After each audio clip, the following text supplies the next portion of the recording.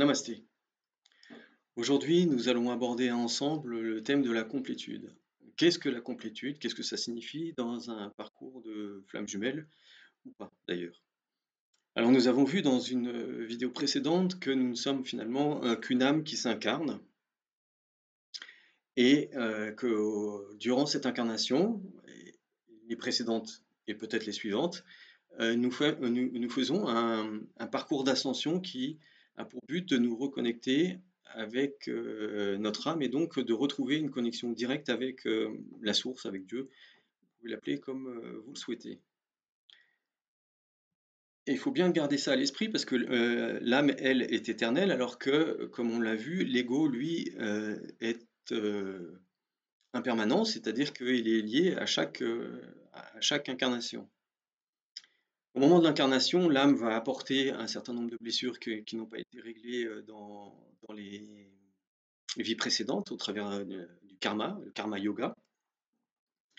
Et dans les premières années, un peu plus tard à l'adolescence et même parfois un peu plus tard, on va développer notre ego et avec notre ego, on va développer aussi nos blessures psychologiques qu'il va falloir régler tout au long de notre incarnation et peut-être des suivantes.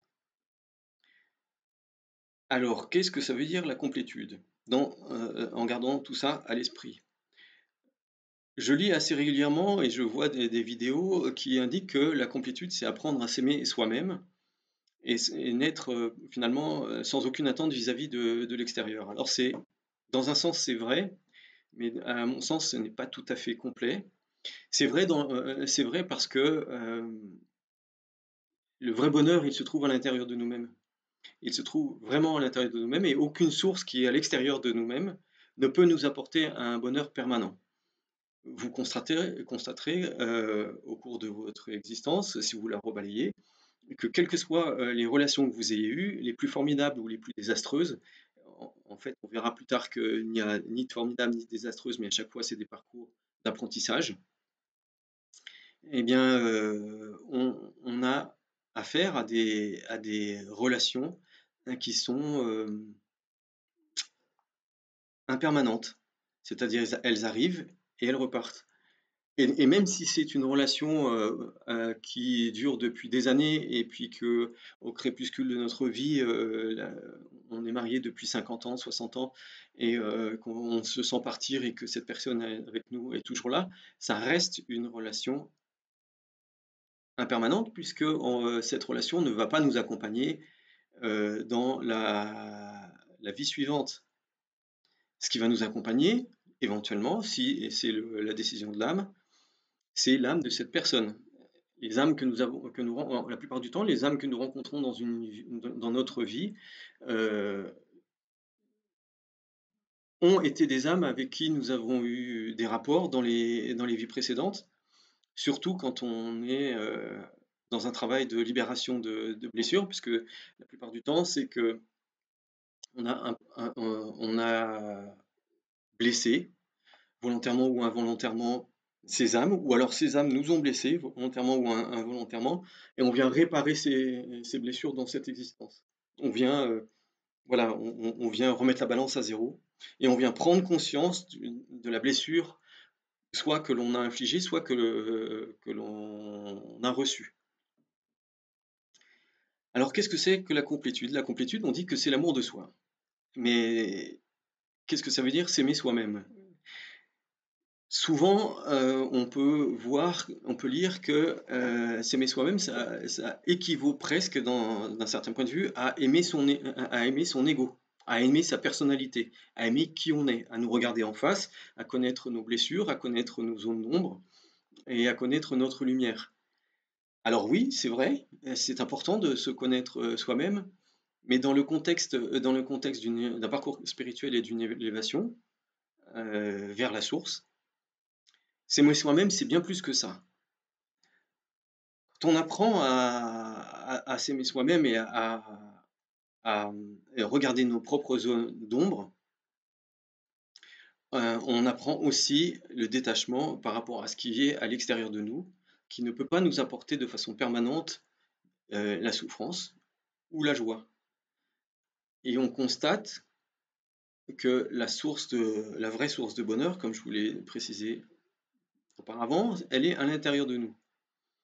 Et c'est ce chemin que nous faisons, de trouver cette source de bonheur à l'intérieur de nous, qui amène la complétude. Et la complétude, la vraie complétude, c'est la complétude avec sa propre âme, quand on est reconnecté à son âme et quand on est reconnecté à la source.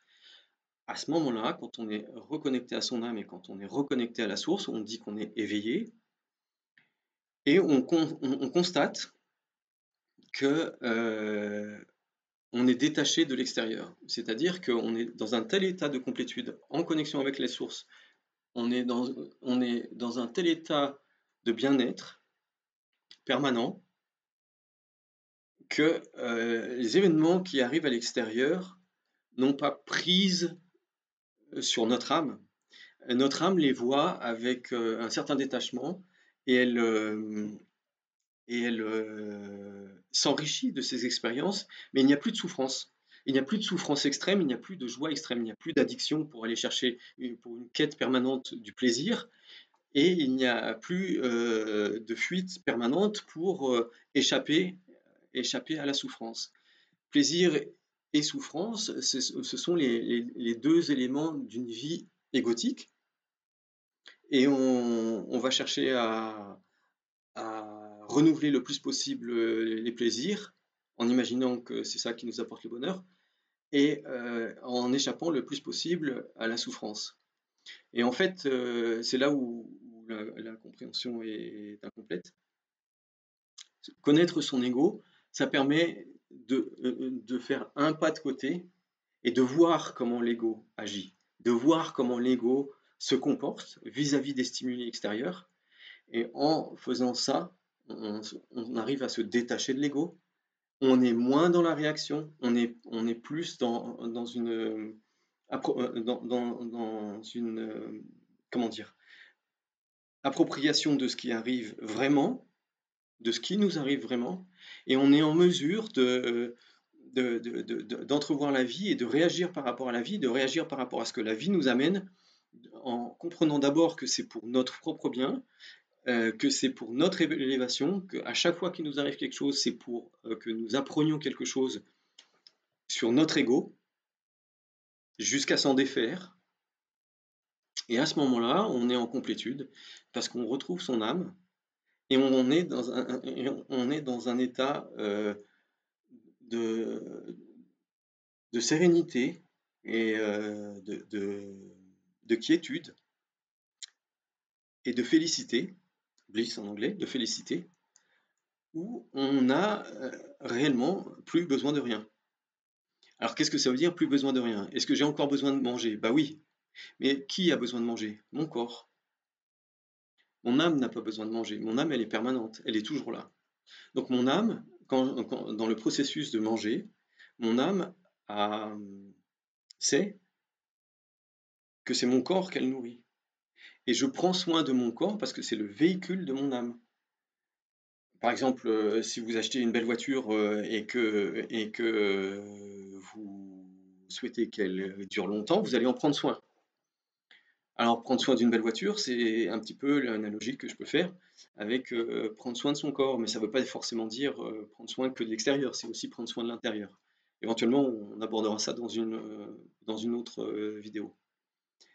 Donc tout ça pour vous dire que quand je mange, c'est mon corps qui mange. J'ai conscience que je mange, mais mon âme me regarde manger. Je suis observateur je suis observateur et mon corps est l'observé.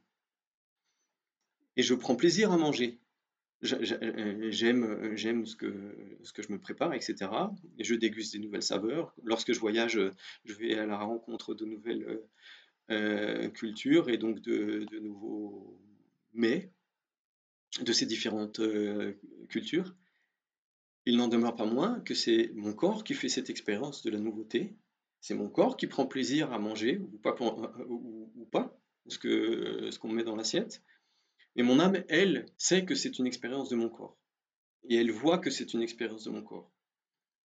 De la même manière que quand je suis dans une interaction avec quelqu'un, Je n'attends pas à ce que cette personne me comprenne. Je n'attends pas à ce que cette personne me remplisse de quelque chose, puisque je suis déjà plein. Je suis plein de mon âme, je suis plein de l'amour de la source. Et la source est amour pour nous, et notre âme n'est qu'amour. Donc je suis plein de cet amour-là. J'ai pas besoin de l'amour de quelqu'un d'autre. Par contre, je peux faire écho à cet amour. Si cette personne est éveillée et qu'elle elle-même a conscience qu'elle est vraiment une âme incarnée, qu'elle a trouvé le chemin vers la source et qu'elle est en connexion avec la source, elle-même n'a besoin de rien. Elle n'a pas besoin de quelqu'un pour la nourrir d'un point de vue sentimental. Elle n'a pas besoin de quelqu'un pour nourrir son cœur parce que son cœur est plein. Par contre, deux cœurs pleins qui se croisent peuvent briller ensemble et vivre une très très très belle histoire. Mais à ce moment-là, c'est des histoires de deux âmes qui se rencontrent et pas deux égos blessés qui cherchent à compenser l'un dans l'autre les blessures qu'ils ont. Donc la complétude, pour finir, la complétude, c'est réellement se retrouver avec soi-même, avec qui on est vraiment, c'est-à-dire notre âme, et réaliser que notre âme n'a besoin de rien et qu'elle est amour. Elle est amour de la même manière que la source est amour, notre âme est amour. Et elle est en lien avec toute la création. Comme je vous l'ai dit dans une vidéo précédente, à partir du moment où on est connecté à la source, on se rend compte que la source est partout. Donc Dieu est partout. Et si nous sommes connectés directement à la source au travers de notre âme, nous sommes partout. Nous sommes connectés à tout. Et nous voyons la source en tout. Donc déjà, nous ne sommes jamais seuls, puisque tout ce qui nous entoure est nous, à travers cette connexion. Et nous sommes complets. Donc j'espère que vous m'avez suivi, que vous avez pu apprécier cette vidéo. Et nous allons poursuivre dans une autre vidéo qui abordera donc, après la complétude, nous allons aborder le thème de l'amour et des souffrances. Merci, à bientôt.